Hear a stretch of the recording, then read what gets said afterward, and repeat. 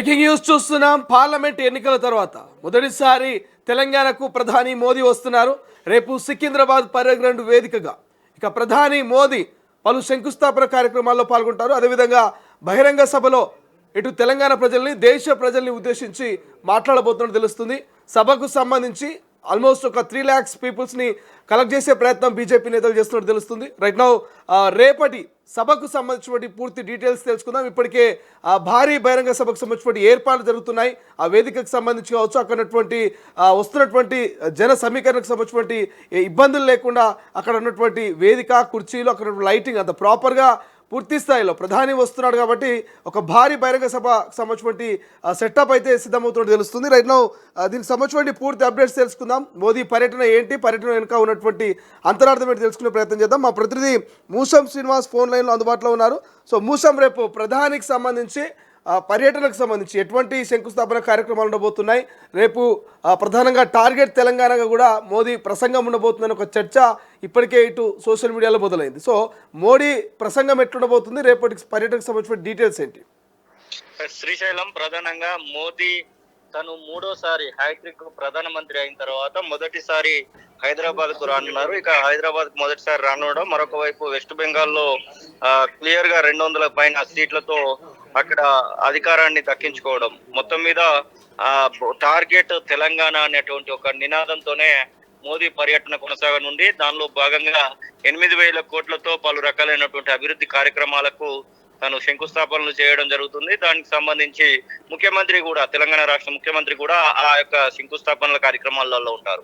ఆ తదనంతరం parade ground లో బీజేపీ పార్టీ ఏర్పాటు చేసినటువంటి భారీ బహిరంగ సభకు మోదీ రానున్నారు. ఆ బహిరంగ సభకు దాదాపు 2 లక్షల మందిని జన సమీకరణ చేయాలని బీజేపీ ఇప్పటికే గ్రౌండ్ వర్క్ కూడా ప్రారంభించింది. మొత్తం హైదరాబాద్ మొత్తం కూడా, జిహెచ్ఎంసీ సరౌండింగ్స్ మొత్తం కూడా భారీ బారికేట్లతో, భారీ హోర్డింగ్స్ తో, ప్లకార్డులతో పూర్తిగా నింపేసినటువంటి మైదానాన్ని మనం చూస్తా ఉన్నాం.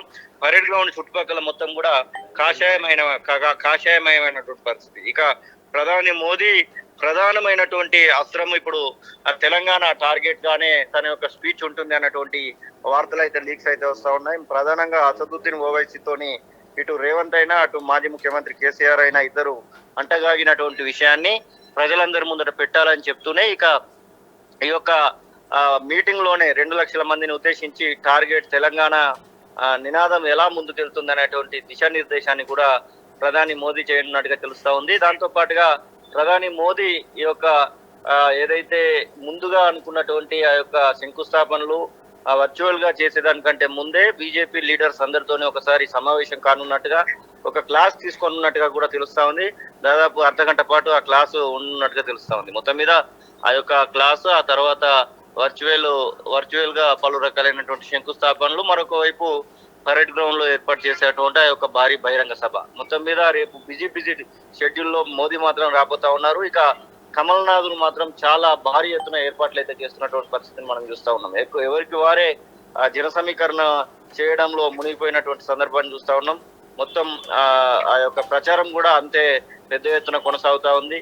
నిన్న ఆర్టీసీ క్రాస్ రోడ్ నుంచి అమీర్పేట వరకు కూడా ఒక భారీ బైక్ ర్యాలీని నిర్వహించారు. హైదరాబాద్ సిటీకి సంబంధించినటువంటి హైదరాబాద్ నగర బీజేపీ కార్యకర్తలు, శ్రేణులందరూ కూడా దానిలో బండి సంజయ్ పాల్గొన్నారు, లక్ష్మణ్ పాల్గొన్నారు, అందరూ నాయకులు కూడా పాల్గొన్నటువంటి సందర్భాన్ని చూస్తా ఉన్నాం. ఒకవైపు రామచంద్రరావు, మరొక వైపు ఈటల రాజేందర్, అలాగే డీకే అరుణ, అందరూ కూడా రఘునందన్ రావు, ఇట్లా 8 మంది ఎంపీలు, 8 మంది ఎమ్మెల్యేలు, అలాగే 3 ఎమ్మెల్సీలు, మిగిలినటువంటి రాష్ట్ర నాయకత్వం అంతా కూడా ఈ యొక్క గ్రౌండ్ వర్క్ లో నిమగ్నమైనట్టుగా తెలుస్తా ఉంది. రేపు ఈవినింగ్ 4 o'clock 3 నుంచి 4 గంటల ప్రాంతంలో మోదీ పరేడ్ గ్రౌండ్ కి రానున్నారు. పరేడ్ గ్రౌండ్ లో ప్రజలను ఉద్దేశించి 4:30-5 గంటల ప్రాంతంలో ఒక స్పీచ్ ఉండబోతా ఉంది. ఆ స్పీచ్ లోనే అసలు తెలంగాణ పైన బీజేపీ ఎలాంటి ఆలోచనతో ఉంది అనేటువంటి ఆ యొక్క నిర్ణయాన్ని అక్కడి నుంచే ప్రకటించబోతున్నట్టుగా తెలుస్తా ఉంది. ఒకవైపు వెస్ట్ బెంగాల్ విజయం దక్కింది, మరొక వైపు అస్సాంకి సంబంధించి, పుదుచ్చేరికి సంబంధించినటువంటి విజయాలు, మొత్తం మీద ఇవన్నీ కూడా మోదీ క్లీన్ షీప్, అంటే ఒక రకంగా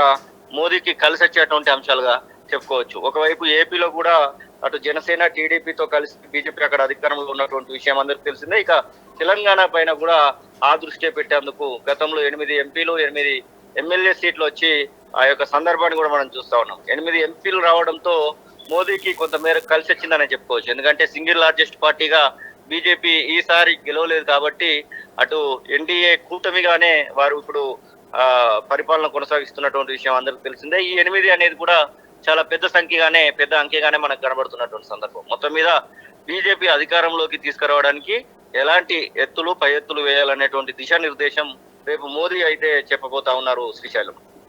right, thank you Musham, thanks for updates. ఇది ఓవరాల్గా ప్రధాని మోదీ రాకపైన అందరి చూపు, ప్రధానంగా కమలనాథులు, మోదీ అభిమానులు, ఇక బీజేపీ కార్యకర్తలంతా కూడా సర్వం సిద్ధమవుతున్నారు. మోదీ రాక కోసం వెయిట్ చేస్తున్నారు. రేపు పరేడ్ గ్రౌండ్లో జరగబోయే మోదీ బహిరంగ సభలో ఆయన ప్రసంగం ఎలా ఉండబోతుంది, జాతిని ఉద్దేశించి, తెలంగాణను ఉద్దేశించి, కమలనాథుల్ని, కమల కార్యకర్తల్ని ఉత్తేజపరిచేటువంటి స్పీచ్ ఎలా ఉండబోతుందంటూ ఇప్పటికే ఇక కమలనాథులంతా వెయిట్ చేస్తున్నటువంటి పరిస్థితి. సో మరోవైపు ఇంకా ఏదైతే రేపటికి సంబంధించి పరేడ్ గ్రౌండ్లో జరగబోయేటువంటి సభకు సంబంధించి మధ్యాహ్నం 3 గంటలకు ఈ వేదిక మీదకి ప్రధాని మోదీ రాబోతున్నట్టుగా కొంత సమాచారం అందుతుంది. ప్రధానంగా పార్లమెంట్ ఎన్నికల తర్వాత మోదీ తొలిసారి తెలంగాణకు వస్తుండటంతో ఈ సభకు ప్రాధాన్యత సంతరించుకుంది.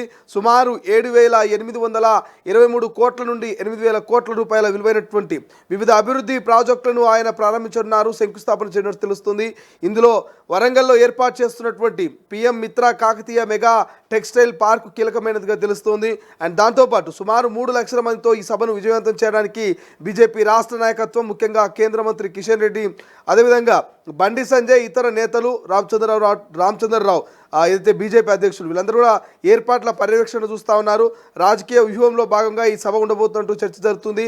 ఈ సభ ద్వారా తెలంగాణలో బీజేపీని మరింత బలోపేతం చేయడం మరియు రాష్ట్ర రాజకీయాల్లో మార్పు తీసుకురావడమే బీజేపీ లక్ష్యంగా మరి సభ ఉండబోతున్నట్టు తెలుస్తుంది. ఈ సభకు ప్రజలను, కార్యకర్తలను పెద్ద ఎత్తున తరలించేందుకు బీజేపీ ప్రత్యేక బస్సులను, రైళ్లను ఏర్పాటు చేస్తున్నట్టుగా కొంత సమాచారం అందుతుంది. అండ్ దాంతోపాటు బీజేపీ పెద్దలకు సైతం రేపు ప్రధాని మోదీ క్లాస్ తీసుకునే అవకాశం కనిపిస్తుంది. దేశవ్యాప్తంగా పశ్చిమ బెంగాల్, పుదుచ్చేరి, ఒరిస్సా లాంటి అస్సాం లాంటి ప్రాంతాల్లో గెలుస్తున్నటువంటి బీజేపీ సో మరి తెలంగాణ నెక్స్ట్ టార్గెట్గా ఇక్కడ బలమైనటువంటి క్యాడర్ ఏర్పాటు అవ్వాల్సిన అవసరం ఉంది. మీరు బలంగా జనాల్లోకి వెళ్ళాలి, కమలాన్ని ప్రతి ఇంటికి, ప్రతి గడపకు పరిచయం చేయాల్సిన అవసరం ఉంది. ఖచ్చితంగా వచ్చే ఎన్నికల్లో బీజేపీ ఖచ్చితంగా తెలంగాణలో పాగా వేయాలి, జెండా ఎగరవేయాలన్నటువంటి నేపథ్యంలో అంతర్గత కొట్లాటల్ని, వర్గాల్ని విడిచిపెట్టాలి, యూనిటీగా బీజేపీ నాయకత్వం పనిచేయాలనేటువంటి ఒక మరి మంచి క్లాస్ అయితే మరి మోదీ పీకేటువంటి అవకాశం కనిపిస్తుంది. ఈ మంచి క్లాస్తో మరి మంచిగా ఈ బీజేపీ నేతల్లో మార్పు వస్తుందా అనేటువంటి ఒక సందేహాన్ని సైతం కల్పిస్తుంది. ఎందుకంటే ఇప్పటికే బీజేపీకి సంబంధించి రాజాసింగ్ లాంటి వాళ్ళు బీజేపీ పార్టీని వీడినప్పటికీ ఆయన మొత్తం బీజేపీ పైన ఫోకస్ చేయడం, బీజేపీలో ఉన్నటువంటి సీనియర్లు మారాలి, సీనియర్లు పార్టీని వీడాలి, ఈ బీజేపీ తెలంగాణలో అధికారంలోకి రావాలి అంటే రెట్టింపు ఉత్సాహంతో కలిసికట్టుగా పనిచేస్తే కానీ అధికారంలోకి రాదంటూ అనేక మార్లు రాజాసింగ్ లాంటి వాళ్ళు ఎద్దేవి చేస్తున్న పరిస్థితి మనం చూసాం.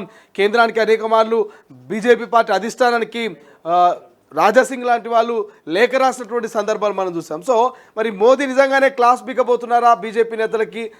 మోదీ నిజంగానే రేపటి పరేడ్ గ్రౌండ్ వేదికగా టార్గెట్ తెలంగాణ సంబంధించినటువంటి అంశాన్ని వెల్లడించబోతున్నారా? అసలు ఏం జరగబోతుంది? మోడీ స్పీచ్ ఎలా ఉండబోతుందంటే మనం రేపటి సాయంత్రం వరకు వెయిట్ చేయాల్సిన అవసరం అయితే కనిపిస్తుంది. బట్ ఏదేమైనప్పటికీ మోడీ పర్యటన మాత్రం ప్రాధాన్యతను సంతరించుకుంది. మోడీ వచ్చి వెళ్ళిన తర్వాత తెలంగాణలో రాజకీయాల్లో మార్పు జరగబోతుంది. ఖచ్చితంగా బీజేపీ బలపడబోతుంది, బీజేపీ ఊపందుకోబోతుందనే చర్చ మాత్రం సోషల్ మీడియాలో ప్రధానంగా వినిపిస్తోంది.